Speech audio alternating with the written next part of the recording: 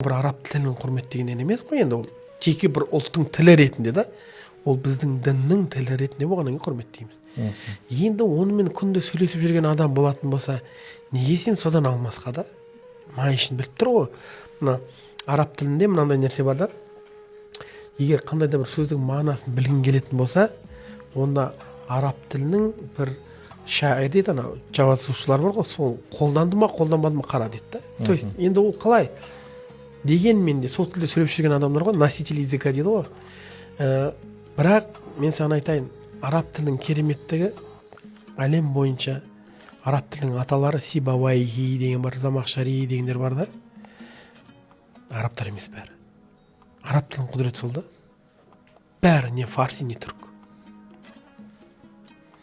Арабтар солардан келеді. Мысалға келтіретін болсақ, ең мықты деген хадисті жеткізуші, жинақтаушы ғалымдар. Имам Бухаридан бастап. Имам Бухари бар. Барлығы да ол арабтар емес, алтауы. Бәрі. Енді кімді айтады? Муслимді айтады, енді біреулер араб дейді, біреулер оған қатысты ихтилаф бар енді.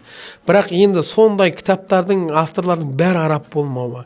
Одан кейін сен қазір хадис, біз енді машһур болып қалған хадистерді береміз ғой, бірақ сен анандай адамдар, ғалымдарды білмейсің сен. Имам Насафи, Абу Муайнан Насафи, Абу Хаср Насафи деген бар, Абу Баракатан Насафи деген бар, Сығынақи, Қиуамуддин Итқани деген.